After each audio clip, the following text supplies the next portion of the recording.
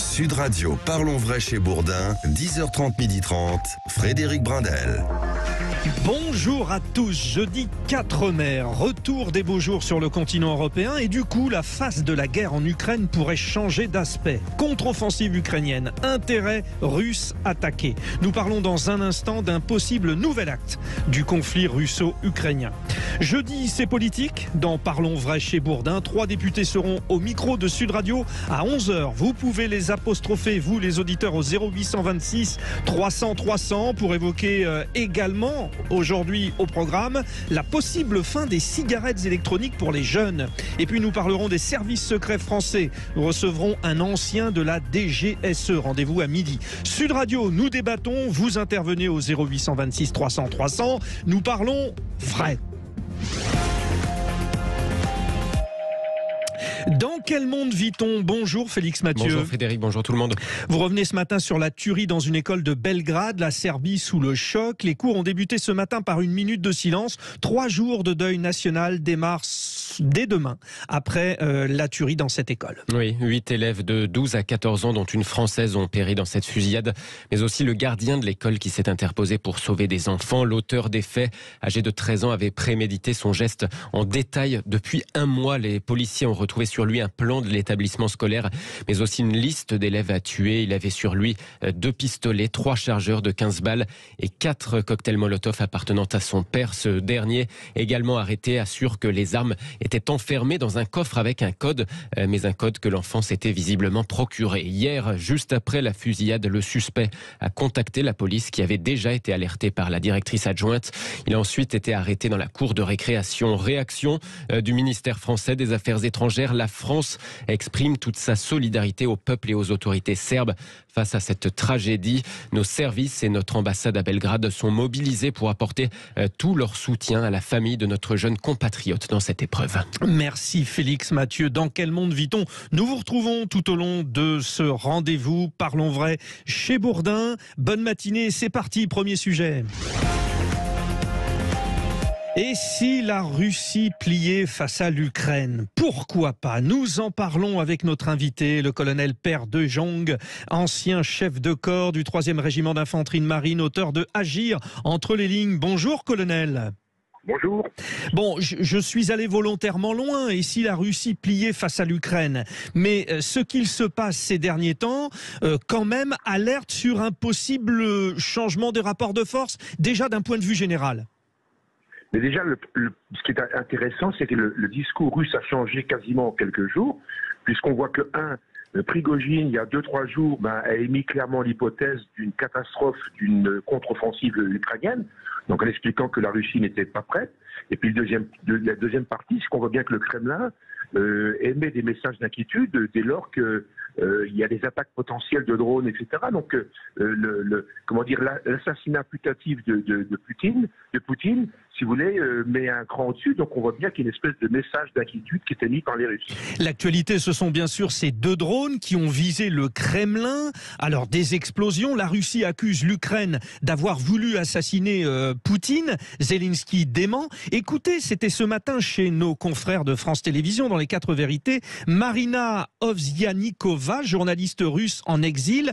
Elle ne pense pas que c'est une mise en scène de la Russie, parce que on a du mal à y croire. Écoutez. L'attaque des drones sur le Kremlin a jeté une honte sur le système de défense aérienne russe, de la même façon qu'en 1997, Mathias Rust a atterri sur la place rouge.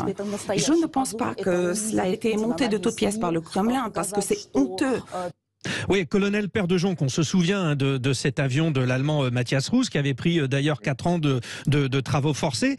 La question c'est, est-ce que les Russes ont été capables de mettre ça en scène pour accuser les Ukrainiens? Non, visiblement, dit cette journaliste. Alors il y a 2 hypothèses évidemment. La première hypothèse, c'est la mise en scène venant de la part des Russes, pour leur donner un prétexte de mener des opérations XY, mais il ne faut pas très bien l'intérêt. Au contraire, ça démontre une forme de fragilisation, une fragilité. Et il est vrai qu'il y a quelques semaines, on avait assisté, si vous voulez, à la mise en place dans le Kremlin et à Moscou, on avait assisté à la mise en place de systèmes solaires donc destinés à détruire des avions ou des drones. Donc on voit bien qu'il y a une espèce de... Les Russes prennent en compte très sérieusement cette menace récurrente. Maintenant, la deuxième hypothèse, évidemment, c'est une opération que mènent les Ukrainiens. Les Ukrainiens, si vous voulez, sont bombardés depuis 1 an. Ils sont clairement dans une situation de pays assiégés, de pays attaqués. Et donc, ils répliquent, ils font la guerre. Et c'est très surprenant de la part des Russes de venir aujourd'hui pleurnicher en expliquant qu'ils sont attaqués par les Ukrainiens. Gardons, alors, il y a une espèce de décalage, quoi. Oui. Ça paraît très bizarre. Effectivement, mais gardons cette option d'une attaque ukrainienne, par exemple. Vous nous confirmez, colonel Père-de-Jong, que il est impossible, on va dire la frontière ukrainienne est à 700 km de Moscou, il est impossible d'envoyer un drone. C'est forcément quelqu'un qui s'est infiltré dans le territoire moscovite. Alors tout dépend de la taille du drone. D'ailleurs, vous avez des drones mâles qui font des centaines de kilomètres. Aujourd'hui, les Russes n'en sont pas dotés, mais les Ukrainiens n'en sont pas dotés. Mais vous avez vu qu'ils avaient mené quelques opérations sur des aéroports russes il y a quelques mois déjà. Donc en fait, les Ukrainiens, ils savent très bien bricoler, entre guillemets, les vieux matériels russes, ils savent très bien les recycler, et on peut très bien créer un drone. Un drone, c'est quoi? C'est un avion qui vole, mais sans pilote. Donc il est guidé par GPS, il est guidé par une technologie qui est mise à l'intérieur.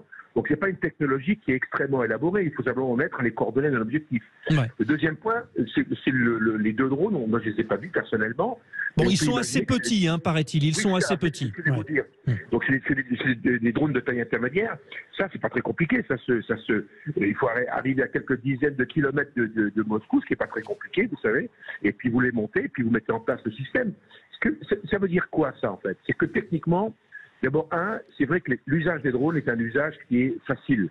On peut mettre 2, 3, 4 drones, c'est extrêmement compliqué de les intercepter. Pourquoi? Parce qu'ils volent très bas, ils volent assez doucement, ils volent très bas, et puis ils ont une empreinte qui est relativement faible. C'est en fait les radars, c'est extrêmement difficile pour les radars de les capter dès lors qu'ils sont petits. Oui. Ça c'est le premier point. Peu détectable finalement, peu détectable. Oui, ils volent doucement, ils volent assez. Vous savez, vous avez un drone qui a 10-15 mètres, quand il est passé, vous l'entendez, vous voyez ce que je veux dire. Donc en fait, les temps de réaction, puis encore une fois, la signature du drone est telle, c'est qu'il est extrêmement difficile, si vous voulez, de le capter, surtout s'il vole au-dessus d'une ville. Ce qui est le cas s'il devait attaquer le Kremlin ou éventuellement attaquer la datcha de Poutine, ce qui n'était pas du tout impensable. Le deuxième point, c'est qu'on voit bien que les Ukrainiens veulent porter le fer du côté russe. C'est pour ça qu'il y a une forte crédibilité sur une attaque ukrainienne, parce qu'on voit bien qu'ils veulent décaler le problème. Depuis les salves de missiles de la semaine dernière en Ukraine, on voit bien qu'ils veulent décaler le problème et donc les attaquer. Donc le drone, c'est quasiment le modèle idéal pour déstabiliser l'adversaire, et c'est ce qu'ils sont en train de faire de façon assez brillante. Ça change la face d'une guerre finalement, cette invention, le drone. Vous, militaire de référence, colonel Père-de-Jong, vous nous dites qu'ils vont changer la face de la guerre, ces drones?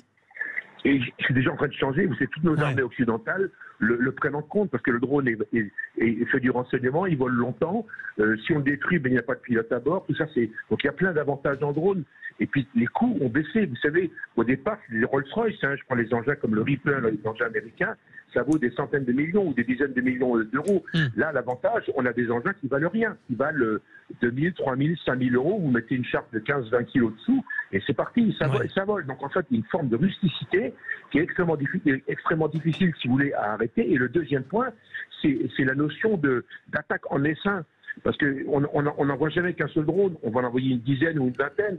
Et ça, c'est valable partout pour protéger les États, protéger. On voit bien qu'il y a une nouvelle manière de faire la guerre avec des drones qui sont faits des robots volants. Oui, très intéressant. Alors revenons sur cette contre-offensive prévue, anticipée, annoncée au printemps par l'Ukraine. Nous y sommes. Bon, les premiers bombardements, alors il y a eu des voies de communication russes, des réserves pétrolières. Est-ce que ça annonce clairement quelle est stratégiquement la logique de ce qui se passe concernant l'Ukraine? C'est je commence à frapper et après je frappe fort? Alors effectivement, il y a deux lectures des attaques récentes ukrainiennes. La première sont des tirs de réplique suite aux salves de missiles qui ont été lancés sur les grandes villes ukrainiennes la semaine dernière. On veut dire des mesures de rétorsion. Toutefois, les Ukrainiens ont clairement dit, la chef d'état-major de l'armée ukrainienne a clairement dit que c'était les prémices, si vous voulez, de la contre-offensive, puisque c'est les Ukrainiens eux-mêmes qui l'ont dit. Il est vrai que si vous lancez une contre-offensive comme celle-là, qu'est-ce qu'il faut pour les Ukrainiens? Il faut simplement d'établir un rapport de force favorable à un endroit donné pendant un temps donné. Concrètement, les Russes sont allés sur 900 ou 1000 km et les Ukrainiens, eux, doivent se concentrer. Donc en fait, il faut qu'ils trouvent le bon endroit. C'est le premier point. Le deuxième point, si vous voulez, avant de lancer une attaque comme ça, de blindés, etc., d'infanterie, d'artillerie, etc., il faut impérativement, si vous voulez, travailler ce qu'on appelle les arrières. Concrètement, c'est la doctrine américaine, qui s'appelle Airland Battle. Donc c'est la doctrine qui vise, si vous voulez, à taper sur les centres logistiques, à taper sur les centres de commandement, en fait, à désorganiser l'adversaire à l'arrière. Oui, et après seulement, on s'occupe de l'avant. Donc effectivement, cette semaine, l'ensemble des attaques ukrainiennes en direction des forces russes qui sont implantées en Ukraine, dans le Donbass et ailleurs, et bien sûr en Crimée, et à Sébastopol, ce qui était comme énorme, et en particulièrement le dépôt de carburant, on voit bien que ça peut être considéré comme les débuts d'une attaque. Colonel Père de Jong, vous venez de dire version américaine, etc., etc. Bon, depuis quelques mois, il y a une formation donnée par les Occidentaux pour les militaires ukrainiens. Est-ce que finalement, on est aussi arrivé au temps où ça y est, ils ont les moyens, ils ont la formation, c'est maintenant? Alors écoutez, d'abord le temps le permet, parce que le printemps arrive, donc ça va se jouer pendant 2-3 mois, après c'est terminé. Donc encore une fois, s'ils veulent faire une contre-offensive, c'est maintenant. Ça c'est le timing, comme on dit. Ouais. Le deuxième point, c'est qu'ils ont été formés relativement bien. Le deuxième point, c'est qu'ils ont les moyens. Alors moi je vois les chiffres qu'on me donne sont assez faibles. On parle de 250 engins blindés, de chars lourds, pourquoi pas. On me parle de 1500 transports de troupes, c'est pas mal. Tout ça, ça fait que 3, 4, 5, 10 brigades maximum. Et une brigade, c'est pas la bataille de course. Ce que je veux dire, c'est que ça me paraît relativement faible. Ceci étant dit, ce que je ne connais pas, ce qu'on ne connaît pas, et que les Ukrainiens connaissent peut-être, c'est l'état de désorganisation de cette armée russe. Oui. On assiste, si vous voulez, à une espèce d'armée russe qui est totalement fragile, qui ne sait pas manœuvrer, qui ne sait pas s'organiser, qui n'a pas de soutien de ses hommes, etc. Donc ça, c'est la très grande surprise.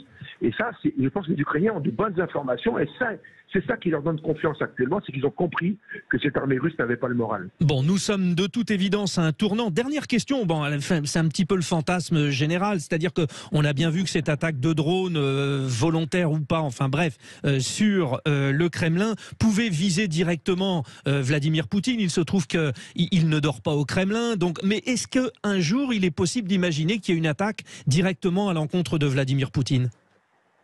Alors oui, ça me paraît pas totalement inenvisageable, entre guillemets. Simplement, il faut un renseignement d'une qualité exceptionnelle. Aujourd'hui, il n'y a que les anglo-saxons, les Américains qui sont capables de leur donner. Donc on voit bien qu'aujourd'hui, tous les moyens technologiques, techniques ont été mis en place. Et aujourd'hui, ce pays, la Russie, et le Kremlin et bien évidemment Moscou sont totalement, je dirais, pas sous contrôle, mais surveillés. Et donc bien évidemment, si un jour il y avait un renseignement de grande qualité, il n'est pas impensable qu'une organisation, qu'un système ou qu'une structure XYZ puisse éventuellement lancer une opération contre Poutine. Très intéressant. Merci, colonel Père de Jong, de nous avoir accordé un petit peu de votre temps. Nous suivrons évidemment l'évolution de cette nouvelle partie du conflit. Vous réagissez au 0826 300 300 sur Sud Radio. Vous êtes les bienvenus. Tiens, nous allons parler aussi de nos adolescents. Dans un instant, le ministre de la Santé favorable à l'interdiction des cigarettes électroniques. Oui, il faut peut-être arrêter la tendance. C'est-à-dire qu'on remettrait nos enfants à la cigarette. Il ne faut pas abuser quand même. Dites-nous ce que vous en pensez. On y revient dans un instant. Frédéric Brindel. Arrêtons d'intoxiquer nos ados. Vous êtes parents, vous en avez marre de voir vos enfants avec la fameuse cigarette électronique, la puff. Appelez-nous 0826 300 300. Tiens, le ministre de la Santé, François Braun, a déclaré: oui, je suis favorable à l'interdiction des puffs car elles amènent une partie de notre jeunesse vers le tabagisme. Ben, parlons-en justement avec notre invité Charlie Perrault. Vous êtes co-auteur avec Vincent Cuisset de la face cachée des anti-vape. Vous êtes aussi vice-président de la Fédération française indépendante de la vape. Bon, quand vous entendez le ministre dire on arrête la puff, en fait il y a trois choses. Il y a la cigarette, il y a le vapotage et puis il y a ces puffs. Alors sur les puffs, vous moi, je suis un peu en partie d'accord, mais sur la fin de son discours, je ne le suis pas du tout. Il y a une confusion générale qui se fait autour de la puff et qui fait de la puff l'équivalent de la cigarette électronique. À l'anglaise, hein, c'est plus branché, c'est plus jeune. Donc, à la puff. Voilà, à la puff. On dit puff. Alors c'est vrai que sur la question de la gabegie environnementale que représente la cigarette électronique jetable, ça fait depuis le début que notre filière, on a prévenu les institutions sur cette ineptie écologique en fait. C'est encore pire que les mégots de cigarettes, c'est ça? C'est un peu l'équivalent des mégots de cigarettes, mais c'est surtout, c'est assez surprenant de savoir qu'un grand nombre de jeunes qui utilisent la puff ne savent pas qu'elle contient une batterie au lithium à l'intérieur. Et dans un vapotage conventionnel et dans un vapotage dit remplissable, avec une cigarette électronique classique, vous pouvez l'utiliser pendant 2 à 3 ans sans problème de changer de batterie. Avec la puff, Charlie Perrault, on est tous d'accord, on vous suit, on est bien. Bon, parlons maintenant des choses qui fâchent. Bon, nos jeunes là, dans ces puffs, il y a de la nicotine. Dans ces puffs, il peut ou ne pas y avoir de la nicotine. Alors, en tout cas, il y en a beaucoup là. Alors, il y en a beaucoup. Il peut y en avoir un peu plus jusqu'à la limite légale. Il faut savoir qu'en France, on ne peut pas dépasser 20 mg par millilitre. Une des principales erreurs de la puff, c'est cette confusion % mg par millilitre. Lorsqu'on la voit affichée à 2% de nicotine, en fait, c'est 20 mg par millilitre et c'est le seuil maximal autorisé en Europe et dans l'Union européenne, et en France en l'occurrence, sur la concentration maximum. Après, certains jeunes vont en prendre à 10 mg, c'est-à-dire 1%, et certains à 0 pour avoir cet effet de vapeur qui imite la fumée, mais qui n'est pas de la fumée, qui est bien une vapeur. En fait. Oui, alors, mais quand bien même, à quoi ça sert? Parce que, dites-nous déjà, vous défendez votre métier, vape. On peut d'ailleurs vous dire merci, parce que grâce à la cigarette électronique, vous avez retiré certaines personnes de la cigarette, c'est moins nocif, bravo, chapeau, merci à vous. Maintenant, de l'autre côté, les jeunes, ils n'y étaient pas, la cigarette. Là, c'est l'effet inverse, c'est-à-dire, vous passez par ça pour après aller à la cigarette, il faut appeler un chat un chat. Alors, non, parce que qu'est-ce qu'aurait fait ce jeune s'il n'y avait pas la vape aujourd'hui? Il aurait continué à faire ce qu'il fait depuis très longtemps, expérimenter quelque chose, en général expérimenter quelque chose de un petit peu interdit à la marge, et le faire avec une cigarette traditionnelle, c'est le condamner à devenir un fumeur, dont un fumeur sur 2 va mourir à un âge avancé. Oui, ça on est d'accord, c'est 75 000 morts par an, le fléau du tabagisme. Oui, on est d'accord. La puff, c'est le fait qu'elle soit décorée, qu'elle soit sexy, et ça c'est condamnable, et en plus c'est un petit peu interdit. C'est plutôt que fait la DGCCRF pour ne pas contrôler ces équipements qui cherchent à imiter des bonbons ou des sucettes en fait. Moi qui suis fabricant, on est venu nous voir une fois parce qu'on avait sur une de nos étiquettes quelque chose qui ressemblait un petit peu à une fraise. On nous a dit faites disparaître cette fraise là, ça attire les jeunes. Enfin, il me semble que voir des puffs aujourd'hui avec des Pokémon dessus, ce serait plus condamnable. Donc c'est la DGCCRF qui ne fait pas son travail sur ce chapitre là. Et d'autant que les réseaux sociaux reprennent, parce qu'il y a des influenceurs qui sont un peu au service du business. Alors il y a actuellement une loi sur les influenceurs qui va leur permettre de recadrer un peu tout ça. C'est vrai que les influenceurs sont venus bouleverser le monde économique, et puis finalement l'espace publicitaire, communication, etc. Nous, dans notre métier, on n'a pas le droit de faire de la publicité, on n'a pas le droit de faire de la communication. Et c'est un problème. Dans le métier des cigarettes électroniques. Dans le métier des cigarettes électroniques. Voilà. Alors on en fait un peu sur les réseaux sociaux pour dire qu'on existe, parce que si on n'existe pas, personne n'ira vers cette alternative.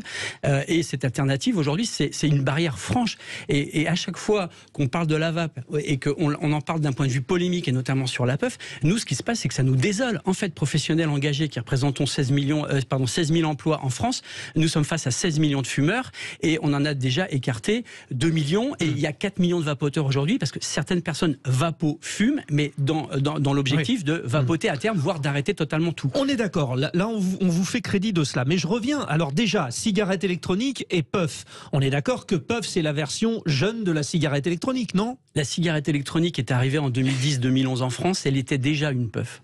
C'est-à-dire que c'était déjà ce style-là.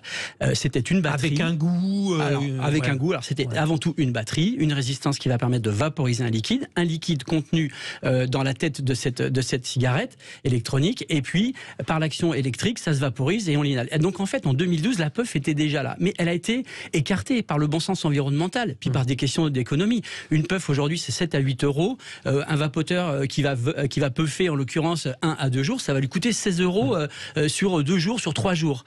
Mais la cigarette électronique, en vape remplissable, ça lui coûte beaucoup moins cher en fait. La cigarette électronique, elle est autorisée pour les mineurs? Déjà, elle est interdite à la vente partout en France en dessous de 18 ans. Enfin, voilà, c'est ça. Donc la puff, c'est un moyen de contourner. Aujourd'hui, en fait, c'est comme si on disait tiens, il y a des jeunes qui conduisent dans les voitures, il faut interdire les voitures. Enfin, c'est complètement stupide en fait. Enfin, on interdit les jeunes de conduire quand même. Oui, on interdit les jeunes de conduire, mais on n'interdit pas la voiture. Oui, d'accord. C'est juste une question d'autorité, en fait. C'est une question d'autorité. Tout à fait, Charlie Perrault. Alors bon, vous écrivez ce livre donc avec Vincent Cuisset, dont j'ai parlé, La face cachée des antivapes. Alors finalement, comme vous êtes un petit peu entre les deux, ce sont qui les antivapes? Est-ce que ce sont les grands producteurs de cigarettes finalement, ou ceux qui, comme le ministre français, veillent quand même à une santé publique? Alors déjà, les anti-vape, et on l'a très bien dit dans le livre, c'est absolument pas un groupuscule de gens qui se retrouvent dans une cave pour comploter contre la vape. Non, c'est pas ça. Oui, ça a des consonances qui nous rappellent d'autres choses. Oui, effectivement. On n'en est pas là. Non. En fait, ils sont à peu près, on va dire qu'il y a à peu près 5 familles d'anti-vape et on peut comprendre leur position pseudo-intuitif, mais en fait, on ne sait pas s'ils sont vraiment dans le concret. Alors, pour commencer, on peut imaginer que c'est Big Tobacco qui est l'ennemi de la cigarette électronique, mais en fait, ce serait plutôt un peu le monde pharmaceutique. Quand un fumeur qui va fumer entre 20 et 40 ans, il va fumer environ entre 100 000 et 220 000 cigarettes dans sa carrière.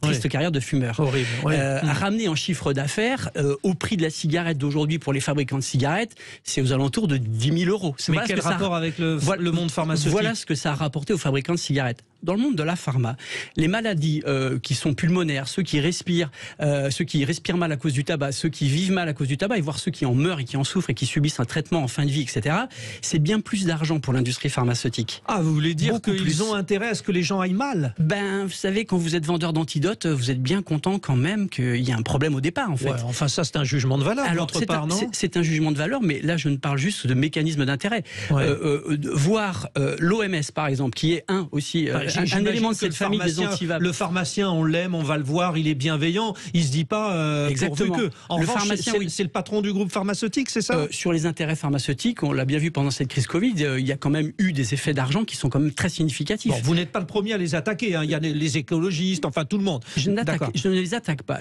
J'ai besoin d'eux. Je suis très content de prendre un traitement lorsque j'ai un problème, et ma famille aussi. C'est pas la question. La question, ce sont les stratégies d'être un peu. C'est ce qu'on appelle l'agnotologie dans le livre, c'est-à-dire cette constitution du doute sur quelque chose d'un peu fictif pour dire la vape est dangereuse. Alors, quand elle est arrivée en 2012, l'OMS était contre. Elle ne savait pas de quoi il s'agissait, mais elle était contre. Allez m'expliquer pourquoi tout à coup elle est contre. Et pour parler des anti-vape, quand vous vous retrouvez aussi avec l'analyse de l'OMS qui prend des positions certainement très éclairées parce qu'elle est constituée de médecins, mais il ne faut pas oublier qu'elle est financée. Quand on regarde bien comment est financée l'OMS, on peut se poser un certain nombre de questions. Un des plus grands donateurs privés de l'OMS, en tant que telle, elle est souveraine en l'occurrence. Elle est souveraine aujourd'hui. Tous les pays ne sont pas toujours d'accord. Mais après, il y a deux choses. C'est-à-dire qu'effectivement, d'aucuns auraient intérêt à ne pas développer cette cigarette électronique qui permet d'éviter les gros dégâts causés par la cigarette. On est d'accord, c'est là où on va. Maintenant, rien ne nous empêche d'aller encore plus loin. C'est-à-dire, une fois que le travail est fait contre la cigarette, on peut commencer le travail contre la cigarette électronique. Ne vous en déplaise quand même. Pourquoi pas mais dans quelques années. En fait, dans combien de temps? J'ai envie de dire, tant qu'on n'aura pas réellement attaqué le sujet concret des effets de la combustion de la cigarette. On a bien compris. C'est un point de vue. En tout cas, on a eu l'occasion de poser le pour et le contre. Charlie Perrault, je rappelle, vous êtes co-auteur avec Vincent Cuissé de La face cachée des anti-vape. Vous pouvez lire ce livre, très intéressant. On peut le trouver sur Amazon, malheureusement un espace de liberté encore possible. Eh bien écoutez, allons-y. Bon, très bien.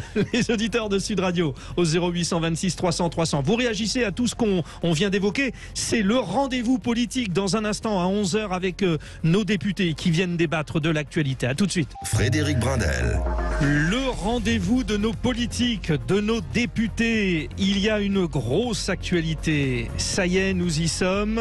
C'est l'après 1er mai et l'avant 6 juin, donc 14e journée de mobilisation des syndicats avant le fameux 8 juin. Et cette proposition du groupe Lyot, nous y reviendrons pour abroger donc une partie du texte de la réforme des retraites. 3 invités avec nous. Je salue Pierre Meurin, député Rassemblement National du Gard. Bonjour. Bonjour.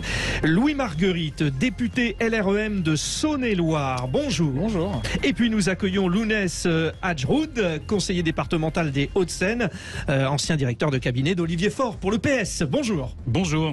Merci à vous trois d'être parmi nous. Louis Marguerite, ça y est, vous avez gagné sur les retraites. Ça paraît loin le 6 juin, ça s'essouffle, non?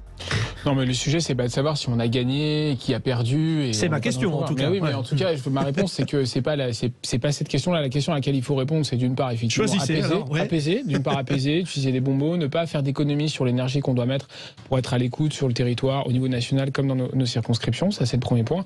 Et le second point, c'est ensuite de travailler sur beaucoup d'autres sujets sur lesquels on peut avoir plus de consensus. Je pense notamment à l'accord national interprofessionnel sur le partage de la valeur, qui va permettre de mieux redistribuer et à plus de salariés du secteur privé les bénéfices d'entreprise. Il y a beaucoup d'autres sujets qui ont été ouverts et qui doivent d'ailleurs faire l'objet de discussions entre les organisations patronales et organisations syndicales parce que ça marche et c'est ensuite le rôle des pouvoirs publics, gouvernement comme Parlement, de pouvoir les transcrire dans des accords. Donc voilà ce qu'il faut faire. Vous n'avez pas gagné, mais vous n'avez pas perdu, j'imagine. N'est-ce pas, Pierre Meurin, député RN, vous dites, ça fait loin quand même la prochaine mobilisation, ça s'essouffle ou pas ? Non mais je vais vous dire, de toute façon, ce sont les Français qui ont perdu avec cette réforme, si vous voulez. Donc on leur a imposé 2 ans de travail en plus. Il y a bien d'autres économies à faire dans le budget de l'État. Donc avoir lancé cette réforme des retraites et donc risquer une crispation sociale, une casse sociale majeure est une erreur de la part de la Macronie. Bon, voilà, de toute façon, donc pour vous, les Français ont perdu. Les Français ont perdu. Le gouvernement, et ce n'est que partie remise, je vais vous dire, une fois qu'on sera au pouvoir, on abrogera cette réforme. Parce que vous pensez que vous allez gagner, justement, le RN, vous. Et on fera tout pour gagner. Je suis très humble par rapport à tout ça. Mais non, juste en une phrase, ce que je pense, c'est qu'il faut arrêter de gouverner contre le peuple. Et j'en termine là-dessus. J'aimerais bien que la Macronie se mette autour de la table avec toutes les oppositions et le peuple français pour justement entamer un mouvement de redressement national. C'est ce que vient de dire Louis Marguerite, d'une certaine manière. Louis Marguerite dit je regrette c'est le moment du dialogue. C'est la sortie du projet de loi sur l'immigration, de l'agenda parlementaire, qui était un texte majeur. Donc on va avoir une série de petits textes qui ont leur importance, on en est bien d'accord, mais on a l'impression que ce gouvernement n'a plus de vision et va essayer de gouverner à coups de mesures technocratiques, avec des tableaux Excel et des PowerPoint, voilà. Ah oui, ça, faut savoir les maîtriser. Moi, j'ai des problèmes aussi pour ça. Alors, les Français, c'est pas leur truc. Bon, d'accord. Enfin, certains, si, quand même. Lounès Hadjroud pour le PS. Bon, on va arrêter sur qui gagne, qui perd, tout ça. En tout cas, il y a cette proposition de loi Liot, donc Liberté, Indépendant, Outre-mer, Territoire, qui est prévue à l'Assemblée nationale le 8 juin. Ça peut permettre de faire évoluer les choses, parce que le cœur, c'est le report légal du départ à 64 ans. On reviendra à 62 ans. Vous y croyez, dur comme fer, à cela ou pas, le 8 juin, c'est important ou non?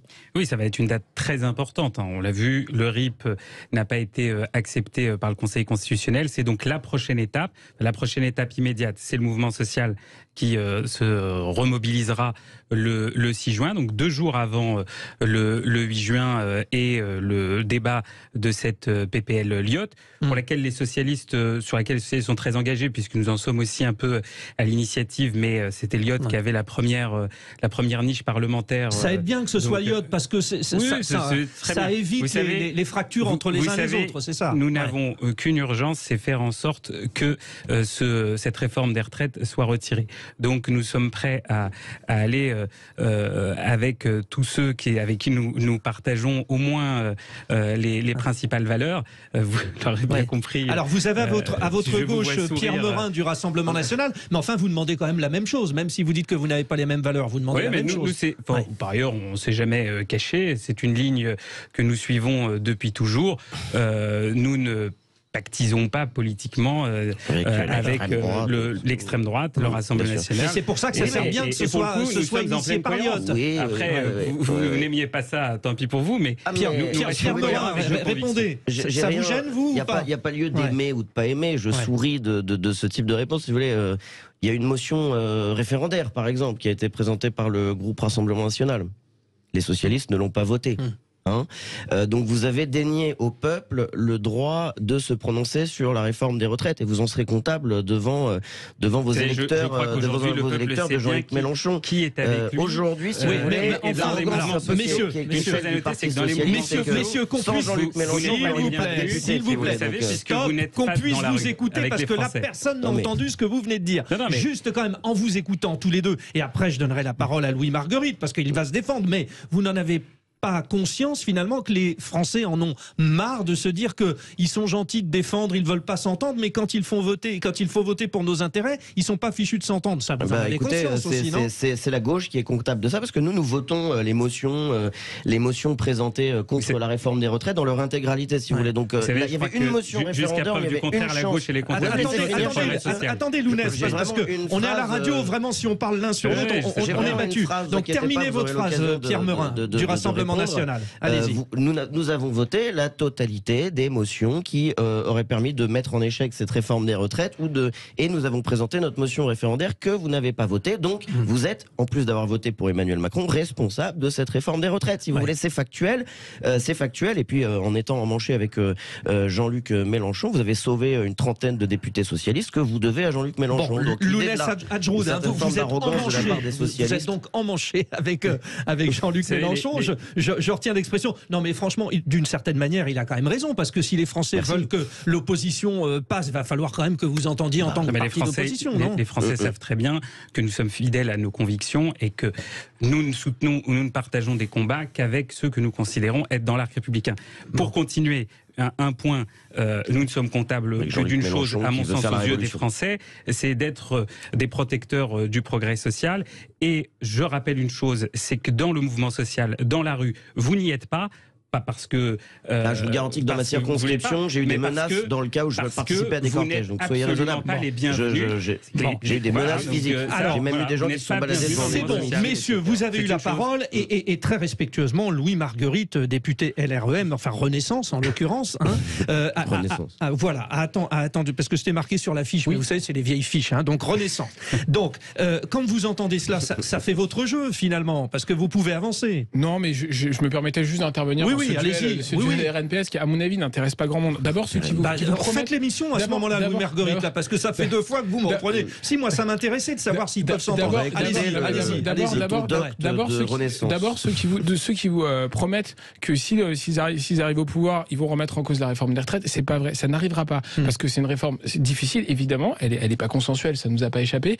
Mais c'est une réforme difficile et ils ne reviendront pas dessus. Donc ça n'existe pas. Et c'est honnête et c'est sérieux de le dire. Ça, c'est le premier élément. Ensuite, le second élément, c'est que moi, je regrette. Attendez, Pierre Meurin, je regrette qu'au cas du Rassemblement national, je ne sais pas ce qu'en pense le Parti socialiste, considère que les textes à venir sont des petits textes et je cite technocratiques faits à partir de fichiers Excel et de PowerPoint. C'est exactement ce que vous avez dit. C'est ce qu'il a dit. Eh bien, figurez-vous, c'était bien de le préciser. Figurez-vous que le texte que j'aurai l'honneur de porter à l'Assemblée nationale, c'est précisément le copier-coller d'un accord national interprofessionnel qui c'est même pas la grâce ou pas au gouvernement ou à la majorité. Ce sont les partenaires sociaux qui ont discuté avec les organisations professionnelles. Voilà un texte qui a donné un point d'équilibre et qui va permettre à plus de Français du secteur privé de pouvoir accéder à cette redistribution. Et il y a plein d'autres textes comme ça qu'on va porter. C'est une chance là.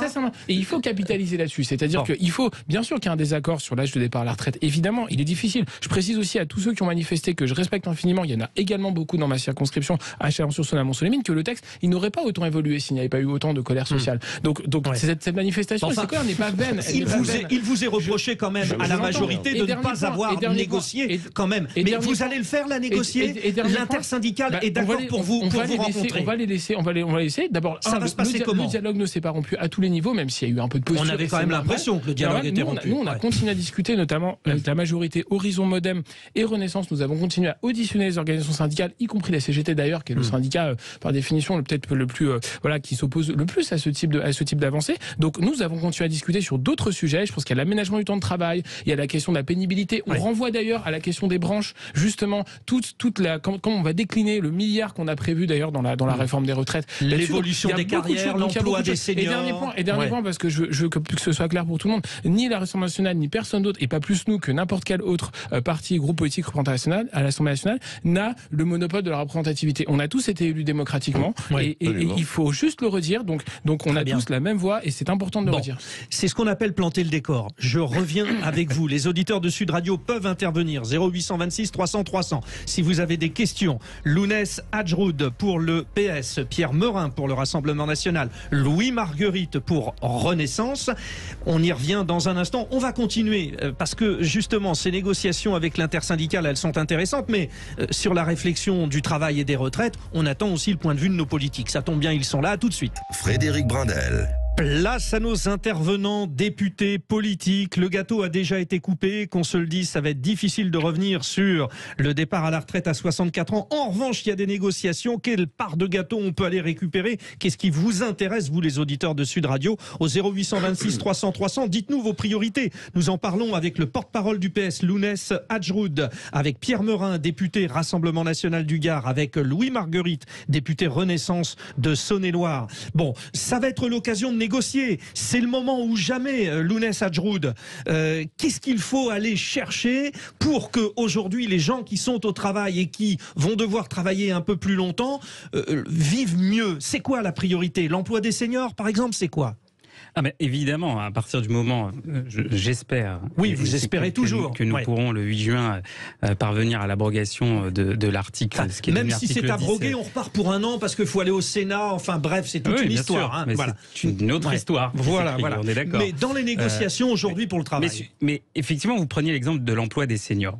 Et qui va être une vraie problématique avec cet allongement de 2 ans, 2 années supplémentaires de travail. Puisqu'on le sait aujourd'hui, à partir de 55 ans, plutôt, on a beaucoup de seniors qui sortent de l'emploi et qui se retrouvent en allocation chômage, puis au RSA. On a des chefs d'entreprise qui vous font comprendre que vous êtes has-been, des DRH Exactement, qui vous disent salut, que ciao. vous coûtez trop cher.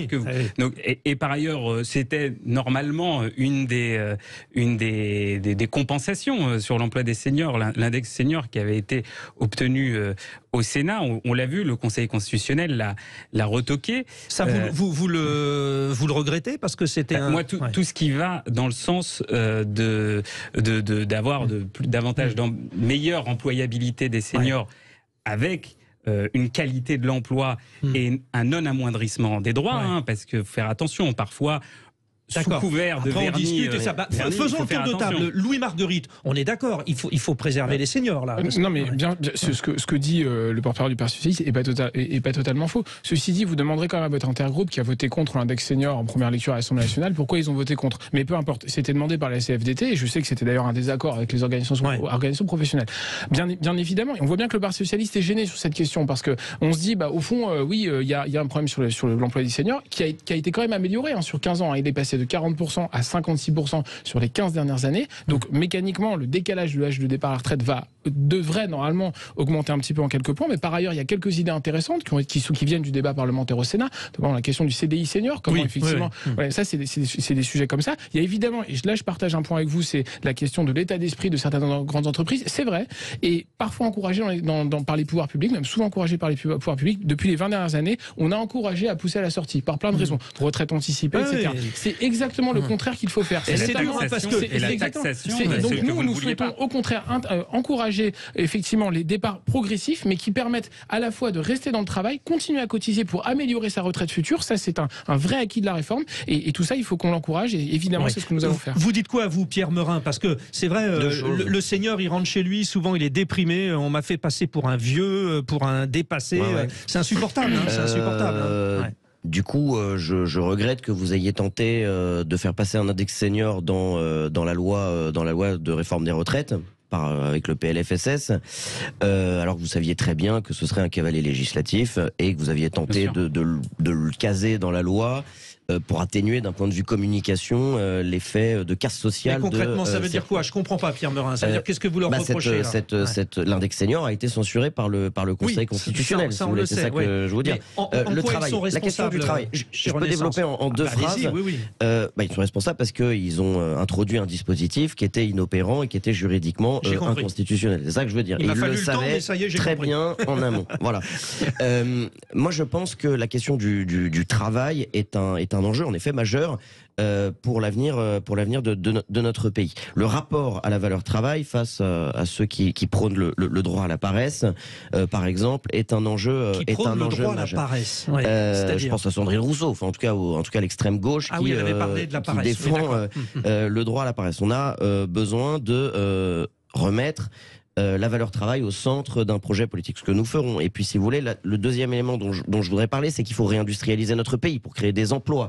Emmanuel Macron est l'homme qui fait un petit peu le testament d'une France qu'il a vendue à la découpe depuis 6 ans. La fin de l'industrialisation, c'est Mitterrand en 81, quand même. Oui, mais attendez, l'accélération, c'est Emmanuel Macron. Si vous voulez, le dépeçage d'Alstom, l'abaissement de notre filière nucléaire, et en tout cas d'un certain nombre de nos fleurons industriels français provient, on parlera d'EDF tout à l'heure, provient des décisions et même de l'implication directe d'Emmanuel Macron. Message reçu. Et donc ça réagit. En conclusion, oui. Sur la réindustrialisation, Emmanuel Macron n'a aucune vision. Emmanuel Macron n'a aucune vision. Comment on réindustrialise aujourd'hui notre pays? On nous annonce un projet de loi industrie verte. J'ai envie de dire pourquoi pas, mais je ressens encore le texte de tableau Excel de PowerPoint qui sont des petites mesurettes. On file au standard 0826 300 300. Les auditeurs de Sud Radio réagissent. Jean-Étienne de Colombes. Bonjour Jean-Étienne.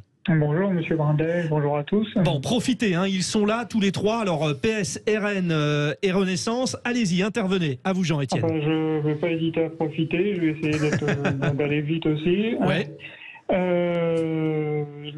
Pour moi, le Conseil constitutionnel, je vais dire, abîme la confiance avec les Français et alimente le trouble dans la perception qu'ont les Français de leurs institutions, dans sa façon de gouverner. Par exemple, Macron, désolé pour le monsieur qui est là, va jusqu'à, je suis désolé, abîmer carrément le lien de confiance entre les Français et le fonctionnement de leurs propres institutions.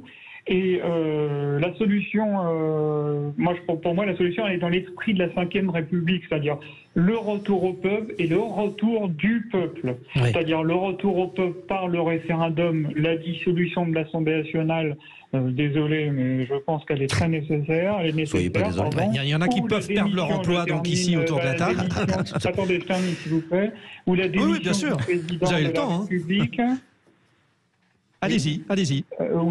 Donc je disais le retour au peuple. Vous avez, comme ça a coupé, j'ai pas bien entendu si vous m'avez entendu par le référendum, dissolution de l'Assemblée nationale ou la démission du président de la République, et le retour du peuple avec la mise en place qui a d'être faite, proportionnelle élection législative, l'instauration du référendum d'initiative citoyenne et la préparation de l'après-Macron avec l'apparition. Et je salue d'ailleurs, je ne le connais pas, mais je salue Monsieur Merin.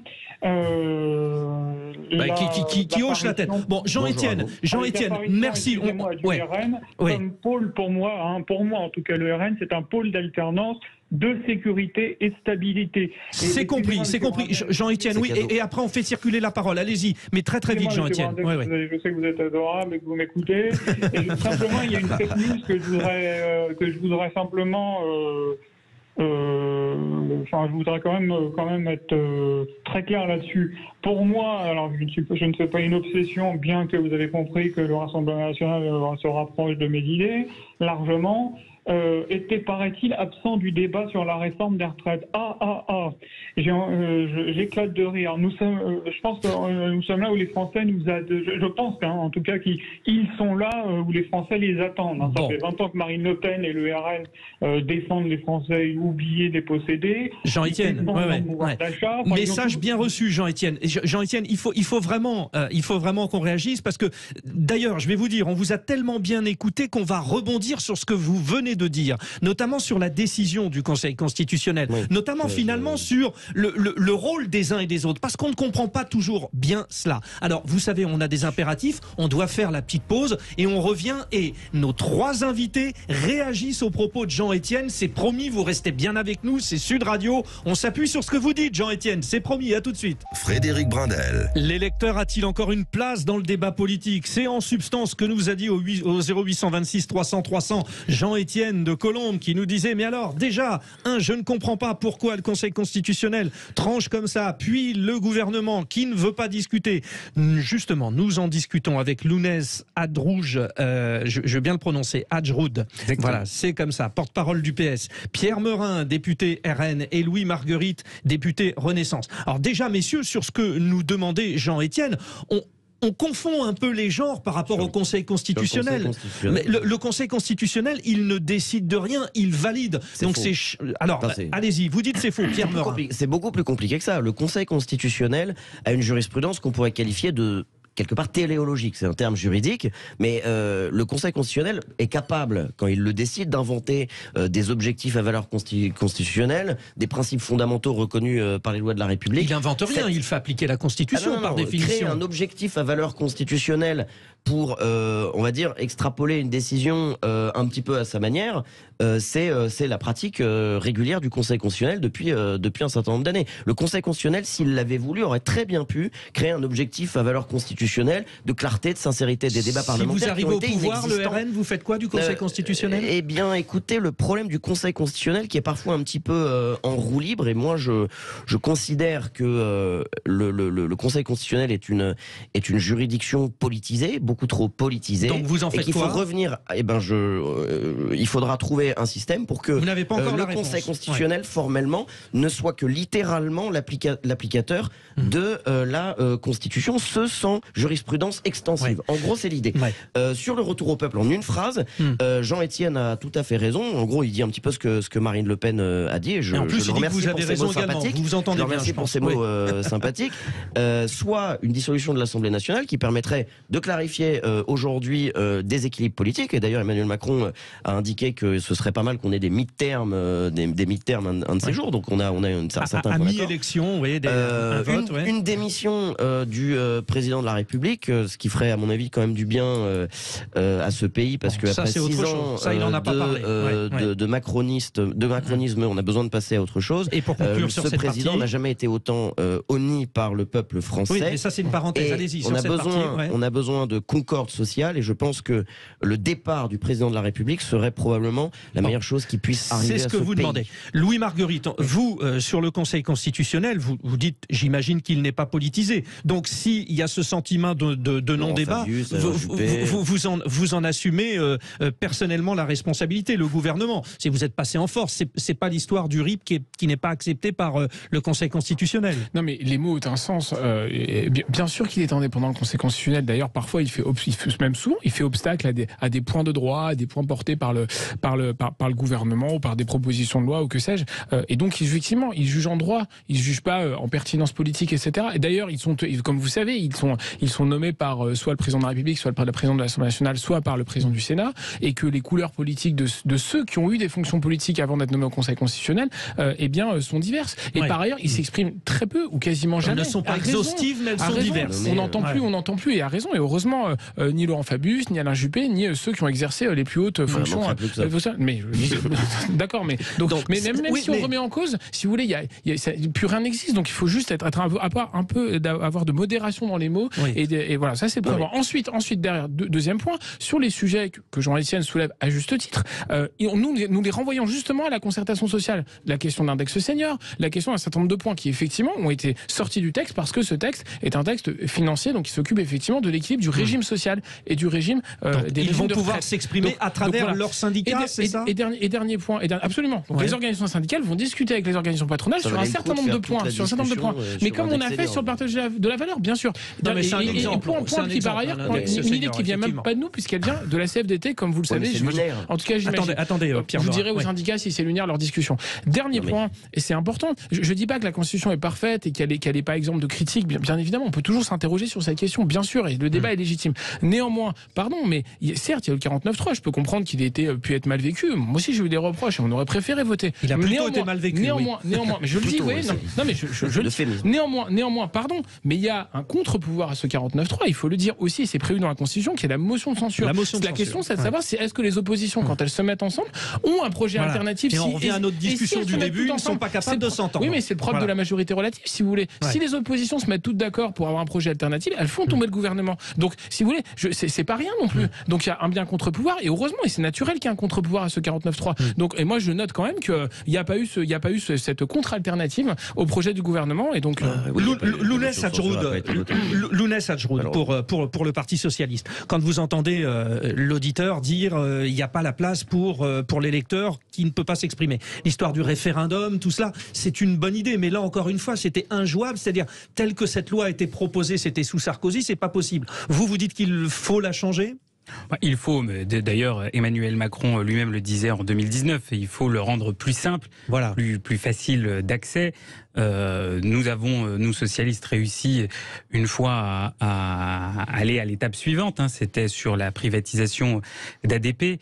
Et j'ai envie de dire, finalement, heureusement que cette privatisation n'a pas eu lieu. C'est pas à cause de ça, c'est parce qu'il y a eu la crise du Covid. Alors, ADP, aéroport de Paris. C'est ça qu'on a retiré. Laissez-moi terminer. Attendez, le Covid, dans son grand mal, a permis que cette privatisation ne se fasse pas. Et je crois que ça aurait été une erreur fatale pour ADP s'il avait eu lieu. Parenthèse ensuite, fermée sur l'aéroport de Paris. Donc, redonner la parole au peuple. Mais c'est important parce que tout le monde disait, tout le monde s'en fout d'ADP. Il y avait eu une mobilisation populaire et il y avait eu énormément de signataires juste avant que cela soit interrompu. N'hésitez pas à voter les motions référendaire la prochaine fois. Vous savez très bien qu'on ne vote pas avec l'extrême droite. Oui, mais c'est terrible, mais on y revient toujours. Bien sûr qu'on y revient.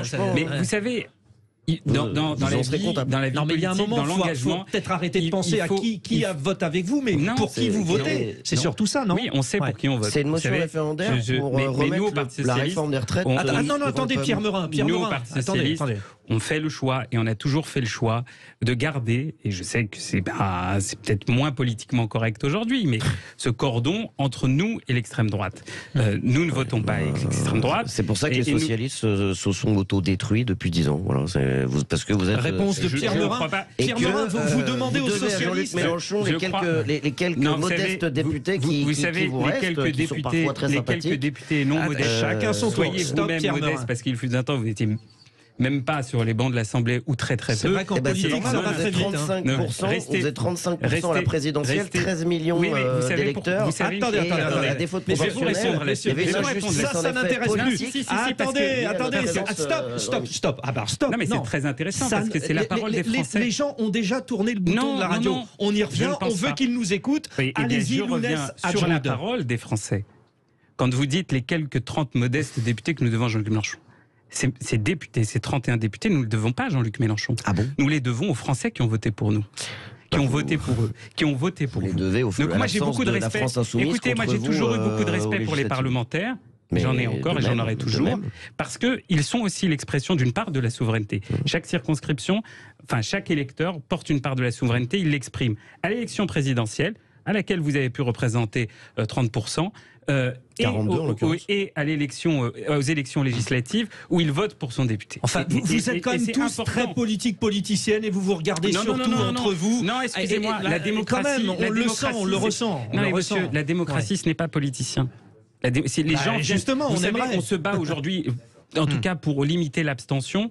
Et donc, lorsque les gens viennent voter, leur vote a un sens et ils votent à chaque élection pour la question qui leur est posée. Plus sur le contenu que sur le contenant, quand même aussi. Bon, on avance. Sur l'histoire de la loi des retraites. On l'a dit, c'est l'occasion de négocier avec l'intersyndicale. Le gouvernement va ouvrir ses portes. Alors, on a parlé de l'emploi senior. C'était l'exemple que vous vouliez. Maintenant, j'aimerais qu'on parle des évolutions de carrière. Il est temps, Louis Marguerite, de redonner un sens à la carrière. Les Français n'en peuvent plus, ils se disent on est cuit et on arrive on ne sait pas où. Absolument. Je pense que d'ailleurs ce qui a cristallisé aussi beaucoup dans la réforme que nous avons portée, c'est un rapport aussi à son propre parcours. Et parfois certains qui disent en fait toute ma vie je vais faire ça. Et la question d'ailleurs de la pénibilité, c'est même pas la question de savoir si elle est à 60, 62 ou 64 ans. C'est qu'en réalité le métier il est déjà pénible depuis le moment où on l'exerce. Enfin, pénibilité 25 ans, psychologique aussi. Et absolument. Voilà. Mais donc la question c'est effectivement, et c'est vrai qu'on a une culture qui doit changer, une culture pour plein de raisons qui avait pu être encouragée, comme je le disais, par les pouvoirs publics, de pouvoir changer, de pouvoir se reconvertir, de pouvoir se former. C'est pas, et pourtant il y a beaucoup de dispositifs, il y a beaucoup d'organismes de formation, il y a beaucoup d'argent public qui est mis sur ce côté et qu'il faut mieux utiliser sans doute aussi. Qu'est-ce que vous proposez alors le compte, par exemple, le C2P, le compte professionnel, le compte pour le C2P. Eh bien, ce C2P, nous avons ouvert dans la loi la possibilité effectivement d'abord d'acquérir davantage de points en fonction d'un certain nombre d'événements dans la vie professionnelle. Si par ailleurs on on a pu avoir une carrière pénible, une carrière un peu plus longue, etc., de pouvoir davantage le monétiser dans des formations, dans des congés de reconversion qui permettent, etc. Ça, c'est extrêmement important. Et ça, il faut qu'on le fasse. Et effectivement, il faut davantage rapprocher les organismes de formation des entreprises elles-mêmes, permettre aussi un meilleur accès à tous ces dispositifs. C'est fait dans beaucoup d'endroits, c'est pas fait partout. Et ça, je pense qu'effectivement, tout n'est pas du ressort de la loi, mais effectivement, il faut que toutes les énergies, c'est aussi ce que nous voulons faire dans France Travail, qui va être le label qui va englober tous les dispositifs. Le nouveau Pôle emploi, d'une certaine manière.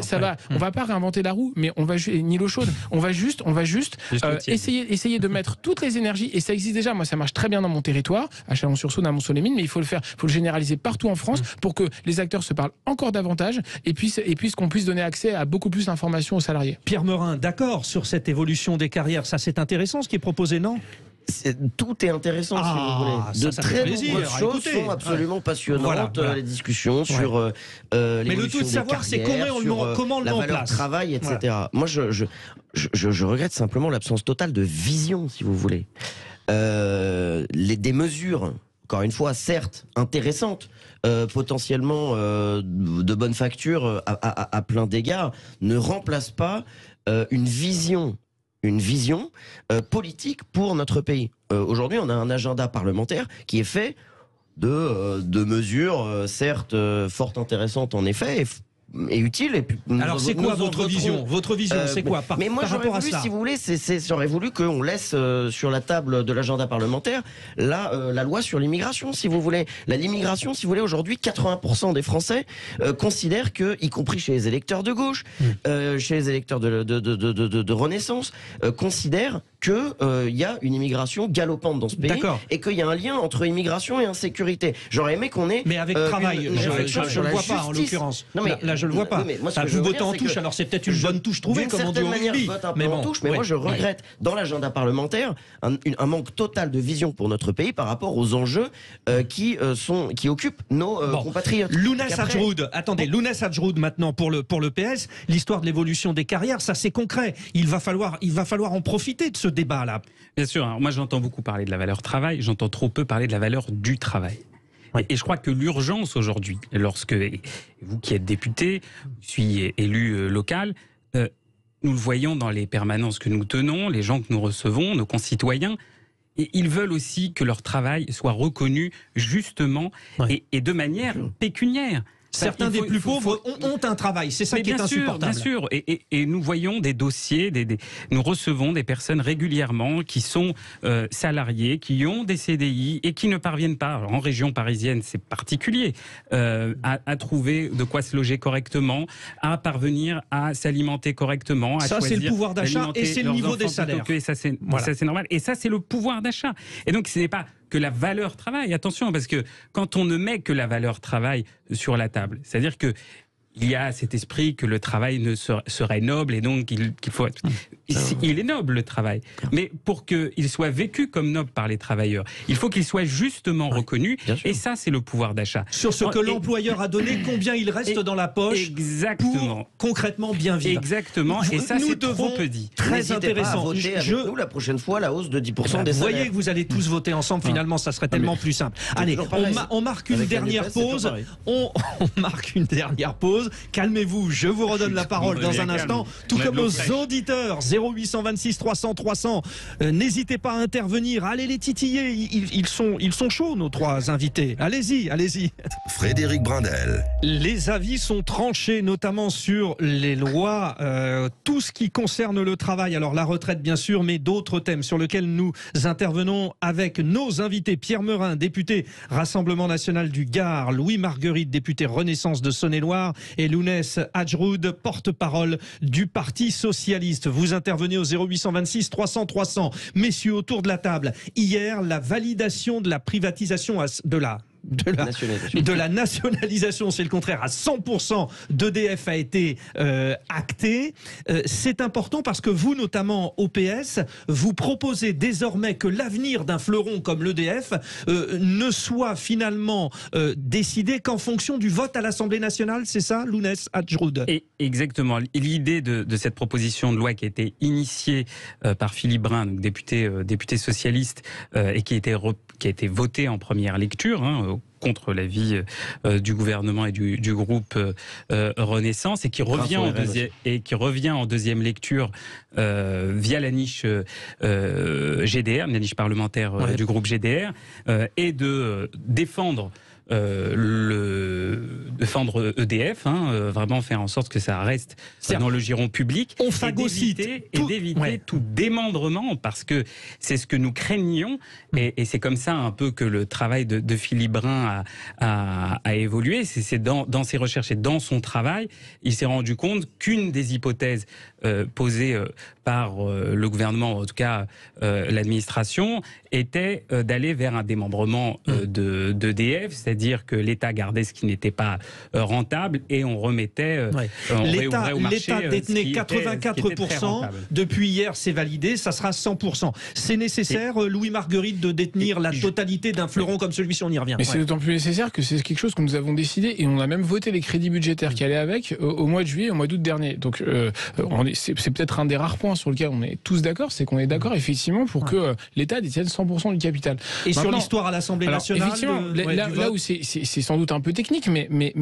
il y a cette proposition de loi, j'entends qu'elle parle d'un bon sentiment, mais en réalité on était en train de le faire. C'est-à-dire qu'en fait, grosso modo, on a voulu forcer quelque chose qui était déjà dans les tuyaux, à savoir qu'il faut racheter, pardon d'être excessivement technique, mais il faut que l'État puisse racheter à la valeur de marché les actions qui sont détenues, qui ne sont pas détenues par l'État, puisqu'on en détenait plus de 80%, et donc il y en avait un certain nombre, tout en laissant d'ailleurs la possibilité aux salariés de garder, parce que l'actionnariat salarié c'est quelque chose par ailleurs qu'on veut généraliser, qu'on souhaite évidemment développer. C'est une bonne chose, mais c'est très intéressant. Donc voilà, donc il y a juste, donc ça, tout ça a été en cours, et tout ça ne se fait pas du jour au lendemain, et il se fait pas juste de le décréter dans une loi. Et donc ça coûte 9,7 milliards à l'État. Oui, d'ailleurs on a voté les crédits. Mais ça va être rentable, on est d'accord. On a voté les crédits. Donc en fait, on est d'accord sur l'objectif.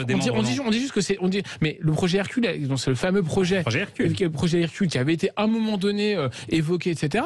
Il est abandonné. Il y a des garanties du gouvernement. Donc là-dessus, c'est juste que cette loi qui par ailleurs a été totalement remaniée au Sénat, et heureusement plutôt dans le bon sens, il faut pas qu'elle vienne perturber une opération de marché qui est déjà en cours. Voilà. Pierre Meurin, pour le Rassemblement national, vous avez été discipliné. Ah non, j'allais dire vous avez été discipliné, c'est plus le cas. Voilà, j'ai parlé trop vite. Bon, vous êtes pour au Rassemblement national que les fleurons, alors ça peut être SNCF aussi, EDF, vous, ça doit être 100% propriété de l'État. Oui, si vous voulez, nous on a voté la proposition de loi de Philippe Brun, comme quoi. On vous permet. Donc le RN a voté une proposition du PS, de remporter un certain nombre de victoires contre la Macronie, qui d'ailleurs, je le rappelle, avait fait une tentative de déstabilisation lors de cette niche socialiste. Il y avait une tentative de considérer que cette loi était contraire à la Constitution. Bon, mais enfin, c'est sous la Macronie que c'est 100%. Alors, donc oui, mais attendez, on vous dites ça, c'est bien. Pas confiance dans la Macronie. Vous dites le projet Hercule a été abandonné, certes. C'est avec vous que il a été dans les tuyaux, si vous voulez. Donc l'erreur est. On le sait, vous n'êtes pas d'accord. Sur EDF. Sur EDF. Moi, si vous voulez, je renvoie en fait les macronistes et les socialistes un petit peu dos à dos, puisque notre souveraineté énergétique est quelque chose qui a été abîmé par les gouvernements de François Hollande et d'Emmanuel Macron. Emmanuel Macron a gouverné avec François Hollande, donc avec les socialistes. On a fermé 2 centrales nucléaires, qui nous conduit à recarboner notre énergie via l'importation de charbon allemand et la réouverture de centrales à charbon. Donc je veux bien qu'aujourd'hui, je veux bien qu'aujourd'hui la gauche socialiste qui a gouverné et la Macronie s'intéresse aujourd'hui à notre souveraineté énergétique et à EDF. Ils ont fait amende honorable, d'une certaine manière. Ils ont fait d'une certaine manière. Oui, mais ça démontre, si vous voulez, une absence totale de vision de leur part. D'accord. Si vous voulez. Enfin, on peut changer de vision. Ça a déjà été votre cas au Rassemblement national. Non, pas sur le nucléaire, si vous voulez. On n'a pas changé. Pas sur le nucléaire, mais sur d'autres. Non, mais comme quoi, ça peut arriver. Sur EDF, nous tenons à ce que EDF soit un fleuron national qui a été d'ailleurs vendu à la découpe. Et je termine là-dessus avec l'AREN. L'AREN. Qu'est-ce que l'AREN ? L'AREN est une fausse concurrence qui oblige EDF à vendre à ses propres concurrents et pour que certains revendent à perte de l'électricité, si vous voulez. Donc il faut arrêter l'AREN, la suppression de l'AREN pour résorber la dette d'EDF et pour pouvoir créer chez EDF des fonds propres, parce que le problème c'est pas tellement la nationalisation ou la privatisation, c'est le remboursement de la dette, la possibilité pour EDF d'investir et de détenir des fonds propres qui ont été complètement, j'allais dire, lessivés par les gouvernements successifs depuis 30 ans. Lounès Hadjroud pour le Parti Socialiste. Donc maintenant que vous avez la main, enfin que l'État a la main sur EDF, ça veut dire qu'on peut aller vers notre autonomie énergétique. Vous, quitte à blesser vos amis Europe Écologie Les Verts, mais vous dites quand même que ça permet d'avoir la main sur le nucléaire et qu'il faut garder un peu le nucléaire quand même, non ? De toute façon, nous avons acté depuis longtemps que c'était une énergie de transition. Nous devons aller vers... enfin, si on investit pour quelque chose qu'on va abandonner, c'est un peu de l'argent perdu, non ? Tout dépend si à côté vous investissez pour aller plus loin vers les énergies renouvelables. C'est aussi ça, c'est-à-dire que votre stratégie d'investissement... Donc vous dites nucléaire, oui, quand même. Cohérente. Est-ce que vous le dites nucléaire, oui ? On dit nucléaire, oui, en tant qu'énergie de transition. C'est-à-dire que c'est une énergie de transition, ça à terme nucléaire, non. Vous dites à terme nucléaire, non. L'idéal, mais parce qu'on a une problématique sur la gestion des déchets nucléaires, et à terme, l'idéal est donc de pouvoir être exemplaire sur la question des énergies renouvelables.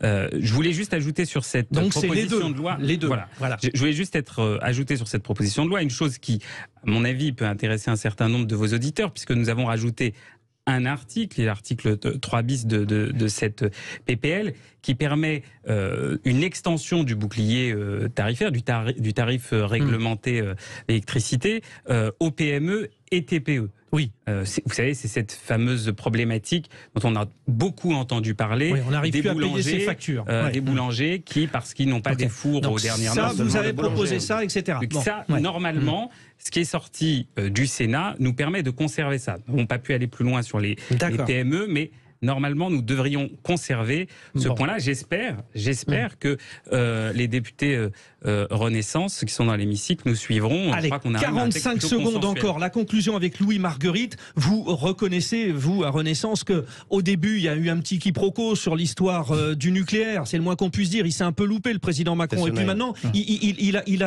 a rectifié le tir. On fera avec le nucléaire, c'est ça ? D'abord, parce que mon collègue m'a interpellé sur Fessenheim, je rappelle que c'est sous François Hollande et non pas Emmanuel Macron que la décision a été prise. Il a dit que les deux avaient travaillé ensemble. Il a été à partir de 2014, mais Louis Marguerite, vous faites amende honorable sur cette histoire du nucléaire quand même ? Non. Je dis qu'effectivement, il faut mener la politique très ambitieuse de nucléaire. Il y a une loi qui a été très largement adoptée au Parlement et je suis sûr que énormément de Français sont d'accord avec cette idée que d'abord c'est notre joyau à tous, ces centrales nucléaires, qu'il faut les développer, que c'est pas la seule, mais c'est une solution importante à notre décarbonation. Le président donc s'était un peu trompé au début. Il a annoncé fin 2021, avant la campagne présidentielle. Non mais avant 2017, il s'était un peu trompé. Écoutez, moi j'étais pas député. Vous n'étiez pas né. Ce que je dis, c'est vrai, j'étais pas député, je suis jeune, mais j'étais quand même né.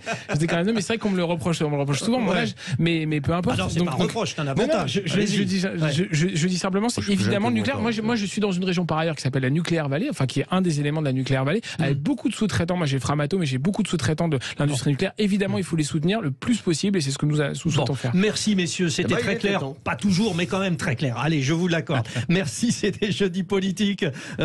Sud Radio 0826 300 300. Vous pouvez réagir à ce qui vient d'être dit. Et puis, témoignage très intéressant dans un instant avec un ancien de la DGSE avec des secrets révélés. Très intéressant. Allez, restez avec nous. Frédéric Brindel. Ouvrez bien vos oreilles, les auditeurs de Sud Radio, parce que ces gens-là ne parlent jamais. Forcément, quand ils parlent, il y a de l'info.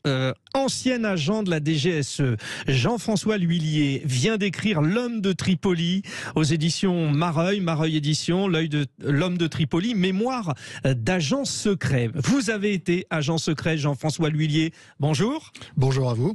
Bon, le livre parle de la chute de Kadhafi en Libye. On revient au printemps arabe, 2011. Donc évidemment, la France, avec notamment la campagne de Nicolas Sarkozy est totalement lié à ce qui s'est passé, plus les interventions. Bon, déjà, vous parlez en tant qu'ex-agent de la DGSE. Vous avez demandé l'autorisation ou pas ? Pas exactement, non. Ouais. En vérité, j'ai annoncé le livre au directeur général que j'ai rencontré la semaine dernière pour lui dire que j'avais, mais je n'ai pas demandé l'autorisation préalable. Non. Quand vous rentrez dans ce métier, alors vous avez été formé ancien parachutiste d'infanterie de marine, chef de poste à l'étranger. Quand vous rentrez dans ces postes, vous êtes soumis à un secret le plus total ? Total, oui, complet. complet, bien sûr. Ça fait partie de notre métier. Hein. C'est-à-dire, vous changez de nom, comment enfin, alors, ça dépend des missions. Par certaines missions imposent que nos noms soient changés, donc on part sous identité fictive dans ces cas-là. Mais généralement, je l'explique d'ailleurs dans le livre, moi j'appartiens à la direction du renseignement de la DGSE, où on travaille beaucoup sous son identité réelle, en vérité. Votre famille est au courant de votre métier lorsque vous menez ces missions, ou un minimum? Un minimum. Ma famille proche a longtemps ignoré mon appartenance à la DGSE. Ah oui, Bah oui, c'est une question de protection de soi-même déjà, et puis du service évidemment. Hein. C'est important. Et donc mon épouse, bien entendu. Oui, votre épouse, quand même. Voilà. Bon, alors rentrons dans le vif du sujet. Cette histoire de la chute de Kadhafi, on rappelle déjà que la France est partie prenante. Hein. Bon, il y a ce printemps arabe. On le voit pas trop venir en Libye parce que c'est une grosse dictature, mais la France, la Grande-Bretagne et les États-Unis s'associent. Vous travaillez tous ensemble. Oui. Mais c'est quand même la France qui emmène tout le monde en vérité. Hein. C'est le président Sarkozy qui a décidé et qui a décidé cette intervention en vérité. Entre nous, on sait qu'il y a le précédent avec l'histoire de la venue de Kadhafi à l'Élysée où il installe ses tentes. Bon, les accusations de financement occulte de la campagne. Il veut régler ses comptes aussi personnellement, le président Sarkozy, dans cette affaire. C'est difficile à dire pour moi. Je dirais que, en tout cas, ce qu'il y a de sûr, c'est que les relations entre la France et la Libye, à l'époque, étaient de bonne qualité. Plutôt de bonne qualité, on va dire. Je dirais même d'assez bonne qualité, oui. Ce qui était important pour l'équilibre de la région et la représentation de la France, c'est ça? Absolument, ce qui était important pour l'équilibre de la région. La Libye a un rôle clé dans le Maghreb, malgré tout. On l'oublie un petit peu parce que l'Algérie prend beaucoup de place, par exemple, l'Égypte aussi. Mais la Libye, et notamment Kadhafi, évidemment, ont un rôle très important dans toute la région. Au nord de l'Afrique, la Libye, on le rappelle, est le pendant est de l'Algérie à l'ouest. C'est-à-dire que deux gros pays, l'un à l'est, la Libye et l'autre à l'ouest. Dans ce travail, en fait, ce n'est pas un travail, on arrive et on tire. C'est on essaye de lier des contacts avec déjà les opposants de Kadhafi. Vous voulez dire à l'époque, avant... Sur votre intervention et ce qui est l'objet de votre livre. Alors, avant l'intervention, quand j'ai été mis en place en 2009 à Tripoli, bien sûr que l'une de nos missions, c'était pas la seule, était d'appréhender comment fonctionnait le régime et d'avoir des renseignements les plus précis possibles sur la politique menée par ce régime. Donc vous, concrètement, vous allez sur le terrain à la rencontre éventuellement d'opposants, mais aussi, on en parlera, de membres du gouvernement. Oui, tout à fait. Alors, les opposants, je mettrais une nuance à ce mot-là, parce que les oppositions dans un pays cadenassé comme la Libye, comme image, on pourrait dire que la Libye, c'est la Corée du Nord du Maghreb, si vous voulez, pour faire une équivalence. Donc les oppositions n'existaient pas véritablement sur le terrain. Les oppositions étaient à l'étranger. Donc ça, c'est d'autres officiers traitants du service qui traitaient les oppositions à l'étranger. Et ces opposants à l'étranger, ils sont dans des pays, on va dire, voisins ou non? Pas nécessairement. Je dirais même plutôt dans les pays occidentaux. Où la parole est plus libre. D'accord. Parce que vous imaginez que les opposants en Algérie ou en Égypte, ils peuvent pas parler de la même façon. Donc ça part de Paris, de Londres, de Washington, il y a ces opposants, et là, on remonte, on y va. C'est ça. C'est ça. Et moi, sur le terrain, donc, j'ai pas tellement de contact avec les oppositions, et d'ailleurs, parce qu'il y en a pas. Et donc, mon rôle, c'est de me tenir informé, et de tenir informé le service, de prendre des contacts au sein du gouvernement ou dans les premiers cercles de Kadhafi. Vous dites prendre des contacts, mais d'une certaine manière, prendre la température. Qui pourrait, d'une certaine manière, basculer de votre côté? C'est un peu ça. Bien sûr, c'est l'officier traitant qui est sur le terrain, en temps de paix, c'était le cas quand j'arrive en 2009, est effectivement attentif à trouver des gens susceptibles d'apporter leur réponse aux questions que j'ai en tête, que je pose. Alors, cher Jean-François L'Huillier, donc je le rappelle, ex-agent de la DGSE, qu'est-ce qui fait votre force? Qu'est-ce qui fait que vous ayez été choisi pour ça? C'est-à-dire que vous avez une capacité à être psychologiquement fort sur l'analyse de l'interlocuteur? C'est quoi? Je suis très fort sur le plan. Ne me regardez pas quand vous répondez. Ne me regardez pas, j'ai peur. Non, mais ce que vous dites est intéressant. Les officiers traitants sont formés justement aux relations humaines en général et à savoir comment parler aux gens, enfin comment essayer de soustraire, d'amener les gens à partager leur Vous n'utilisez pas le terme manipulation, parce qu'il n'est pas joli, mais ça y ressemble un peu. Pas encore. Dans un premier temps, vous savez, avant de manipuler quelqu'un, il faut déjà le rencontrer, et puis il faut établir un lien de confiance, et puis il faut voir ce que le gars peut nous apporter, etc. Ensuite, la manipulation vient plus tard. Sur le terrain, comme ça en Libye, vous parlez en anglais ou je parle d'abord en français, quand je le peux, je suis encore dans la défense de ma langue. Allons-y, faisons de la francophonie. Mais bien sûr, ça c'est important, je crois. Mais de l'anglais, bien entendu. Mais vous savez, en Libye, les gens ne parlent pas forcément bien anglais, encore moins français, c'est vrai. Donc, il faut quand même avoir des notions d'arabe. D'accord, donc là c'est pareil, avant d'aller sur une mission comme celle-ci, il y a un apprentissage. Enfin, vous n'aviez pas appris à l'école, j'imagine. Non, mais c'est vrai, dans mon cas, mais le service recrute des linguistes aussi, et d'excellents linguistes même, dans tous les domaines, pas simplement en arabe, même dans des langues rares. Et donc effectivement, au service, il y a des modules de perfectionnement de langue, etc., bien entendu. Bon, c'est passionnant. Alors il y a ce livre, on va y venir au contenu, mais je suis pas le premier à vous le faire. C'est-à-dire qu'on a 1000 questions à vous poser sur votre métier. J'imagine que les auditeurs de Sud Radio aussi. 0826 300 300. Profitez de la présence de Jean-François L'Huillier, ex-agent de la DGSE, qui sort donc son livre L'homme de Tripoli, mémoire d'agent secret. C'était une mission difficile. Vous étiez en danger, vous, personnellement? Oui, bien sûr. C'était une mission difficile, mais pour nous, c'est habituel. Il n'y a pas de mission facile. Et ce que l'on pourrait penser être une mission facile, parfois recèle des pièges, vous voyez, qui sont invisibles à l'œil nu. Et quand on part à Tripoli, donc si on prend l'analogie de la Corée du Nord, vous imaginez qu'effectivement, développer des méthodes de contact avec des gens clandestines, des méthodes clandestines, c'est compliqué. Et c'est vu et c'est su tout de suite. Ben justement, on essaye que ça soit le moins vu possible. Et je vous demande comment ou pas? C'est pas possible. Non, vous pouvez me demander comment. Après, vous savez, le problème quand on est sur le terrain au nom du service, c'est qu'actuellement, nous sommes, enfin c'était mon cas à Tripoli, j'étais déclaré aux autorités locales. Donc effectivement, les services, les contre-espions locaux, les services de sécurité locaux, savaient qui j'étais. Donc ça complique encore les choses. Et donc effectivement... Et quel intérêt ils ont à vous laisser rentrer sur le territoire alors? Je comprends pas. Leur intérêt, c'est un intérêt, chacun y trouve son intérêt. C'est, en l'occurrence, en Libye, la partie intéressante pour eux, c'était une collaboration ou une coopération sur l'aspect antiterroriste. D'accord, oui. Et donc, alors, oui, ce que vous dites, en fait, vous ouvrez une porte et il n'y a de mission à mener que sur des intérêts croisés, en fait. Dans l'aspect officiel de nos relations, effectivement, il faut trouver les intérêts croisés, comme vous dites. Et on travaille là-dessus. Est-ce que Jean-François L'Huillier, votre pire ennemi, sur le terrain, finalement, c'est votre stress? Vous ne devez pas montrer de stress, parce que ça se voit, le stress, ça se sent.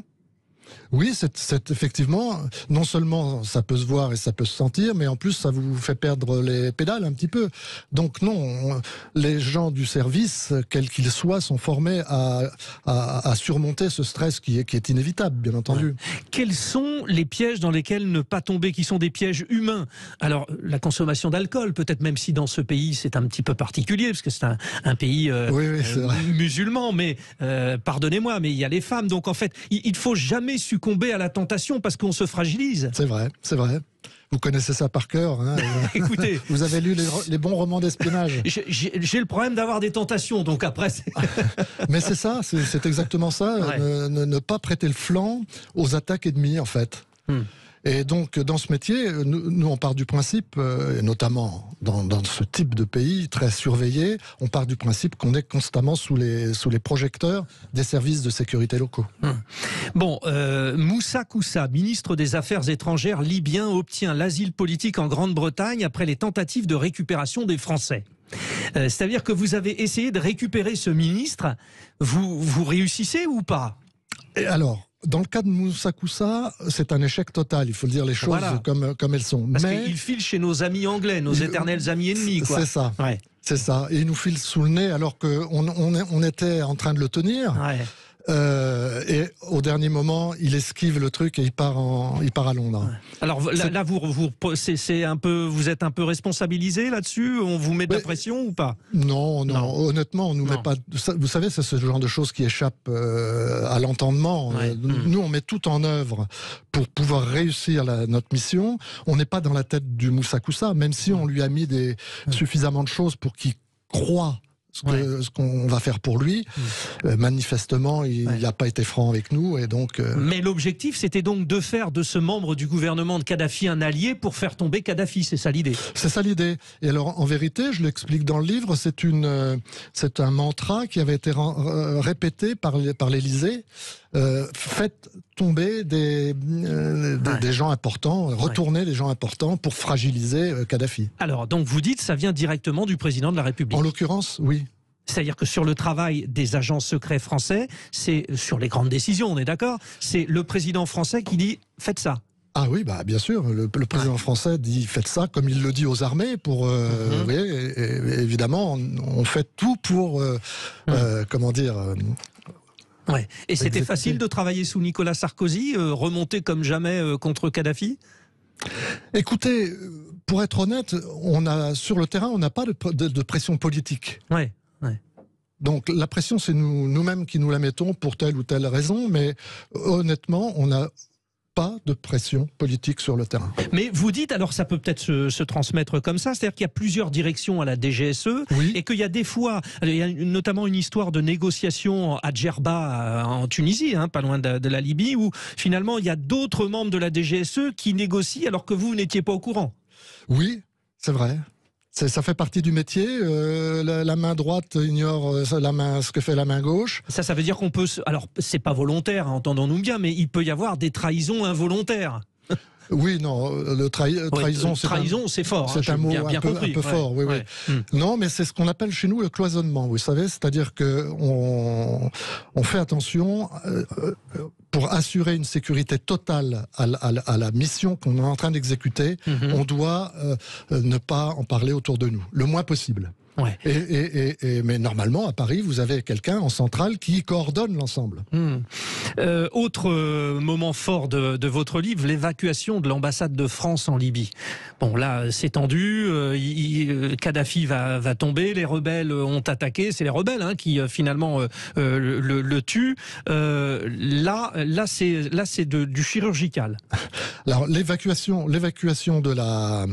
de l'ambassade, c'est quelque chose, comme vous dites, de très fort, parce que personnellement, moi, ça faisait plus de 30 ans que je travaillais dans ce métier, ou plus de 25 ans, je l'avais jamais mis en œuvre, et ça a été rarement mis en œuvre dans le monde. Et donc, effectivement, quand on nous dit... Alors, les rebelles n'existaient pas encore à l'époque. Quand on nous dit, il y avait quelques foyers de tension. Et bon, quand on nous dit, vous fermez l'ambassade, vous détruisez tous vos matériels, ça fait un choc. Oui, ça fait. Oui. Qu'est-ce qu'on détruit vraiment? Qu'est-ce qu'on ne détruit pas? Alors, tout est programmé. On a un petit cahier à suivre, enfin des consignes à suivre très précises pour savoir ce que l'on doit. Détruire ou pas. Bon, Jean-François L'Huillier, je serais resté 24 heures avec vous non-stop, avec tout un tas de questions. Je rappelle que l'objectif du livre, et vous le dites, c'est d'expliquer le fonctionnement de la DGSE, un des meilleurs services secrets du monde, rappelons-le. Vous êtes, j'imagine, hyper fier d'avoir participé à tout cela. Ne serait-ce que quand vous voyez comment moi je vous regarde, vous dites j'ai quand même... Oui, quand vous me regardez comme ça, j'ai envie de discuter avec vous pendant plusieurs heures. Ah, c'est gentil, c'est gentil. Mais c'est vrai que c'est une fierté. C'est vrai que c'est l'un des plus beaux services du monde. On est entouré de personnel compétent, enfin des gens qui sont pointus dans leur domaine. Chacun tire dans le même sens. Mais à n'importe quel moment, on peut mourir. C'est notre métier. Ouais. Vous savez, moi je suis rentré dans le métier, j'avais 17 ans. J'allais dire comme Troufion pour simplifier les choses. Ouais. Et quand vous rentrez vous adhérez à ce métier-là, vous êtes prêt à donner votre vie, évidemment. Et c'est parti pour la vie. Merci beaucoup Jean-François L'Huillier, l'homme de Tripoli, mémoire d'agent secret, édition Mareuil. Voilà, évidemment, je vous conseille de lire ce livre. Rendez-vous demain à la même heure. Tout de suite, c'est André Berkoff. Merci à toute l'équipe autour de Jamel Abdelak et de Joseph Ruiz d'avoir construit cette émission.